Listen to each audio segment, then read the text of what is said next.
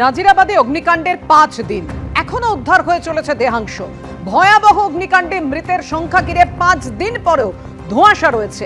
এলাকার বাতাসে এখনো চামড়া পোড়া গন্ধ। গতকাল পর্যন্ত মোট 25 জনের দেহাংশ উদ্ধার হয়েছে। পুড়ে যাওয়া গুদাম, ঝলসানো জিনিসপত্রের পাশে নিখোঁজদের খোঁজ চালিয়ে যাচ্ছেন এখনো পরিজনেরা। 27 জনের নামে নরেন্দ্রপুর থানায় মিসিং ডায়েরি হয়েছে। আত্মীয় পরিজনদের আপনারা জানেন, তারা এখনো নিজেদের মানুষদের, কাছের মানুষদের খুঁজে চলেছেন। বৃহস্পতিবার পর্যন্ত 21 জনের দেহাংশ পৌঁছেছে কাটাপুকুর মর্গে। আর প্রতিটি দেহাংশ থেকে নমুনা পাঠানো হয়েছে ডিএনএ প্রোফাইলিং এর জন্য।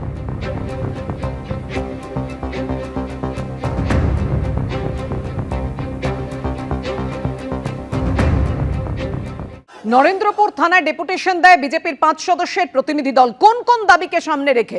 নাজিরাবাদ থেকে 10 কিলোমিটার দূরে থাকেন মমতা বন্দ্যোপাধ্যায়, উনি আসেননি। এই অভিযোগই তুলে, এই দাবি তুলে প্রতিবাদ জানিয়েছেন শুভেন্দু অধিকারী। মমতা বন্দ্যোপাধ্যায় তার বাড়ি যেখানে আগুন লেগেছে নাজিরাবাদ, এখান থেকে মাত্র 10 কিলোমিটার দূরে। মমতা বন্দ্যোপাধ্যায় আসেননি। মমতা বন্দ্যোপাধ্যায় চা চক্রে গেছেন, সিঙ্গুরে গেছেন, এপাং ওপাং ঝপাং করেছেন। আমরা সবাই কোলা ব্যাং বলেছেন, আমরা সবাই ড্যাং ড্যাং বলেছেন। প্রধানমন্ত্রীকে আক্রমণ করেছেন, সিঙ্গুরে গিয়ে সরষা ছড়িয়েছেন। আসবেন না, তার কারণ এরা সবাই হিন্দু। হিন্দুদের জন্য সরকার নয়, এ সরকার জামাতিদের সরকার, তাই এরা আসবে না। এদের দরদ আপনি দেখতে পাবেন না। দুর্ঘটনার স্থলে মমতা বন্দ্যোপাধ্যায় কেন গেলেন না বলছেন, যারা নিহত হয়েছেন এই দুঃখজনক ঘটনায়, দুর্ঘটনায়, তারা তো সমস্ত অন্য অন্য জায়গাকার বাসিন্দা।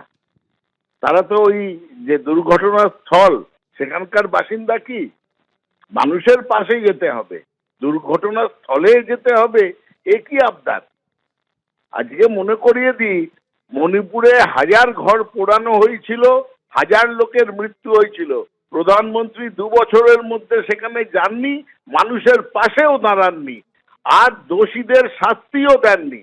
আর এখানে একটা দুর্ঘটনা হয়েছে, সেই দুর্ঘটনার জন্য যে কর্তৃপক্ষ, যেসব ব্যবসায়ী দায়ী, তাদেরকে গ্রেপ্তার হয়েছে এবং যারা আত্মীয় স্বজন হারিয়েছেন তাদের পাশে মানবিক মুখ্যমন্ত্রী দাঁড়িয়েছেন। আর্থিক সহযোগিতা এবং চাকরির সহযোগিতা। যারা মৃতদেহ নিয়ে রাজনীতি করে তারা এরকম মিছিল করে অযৌক্তিকভাবে পদত্যাগ দাবি করে। নাজিরাবাদে অগ্নিকাণ্ডের ঘটনায় প্রতিবাদে বিজেপি মিছিল করে নরেন্দ্রপুর থানা পর্যন্ত। মিছিলে অনুমতি দিয়েছে কলকাতা হাইকোর্ট, আর কলকাতা হাইকোর্টের অনুমতি পেয়েই মিছিলে নেতৃত্বে শুভেন্দু অধিকারী। নরেন্দ্রপুর থানা পর্যন্ত মিছিল বিজেপি।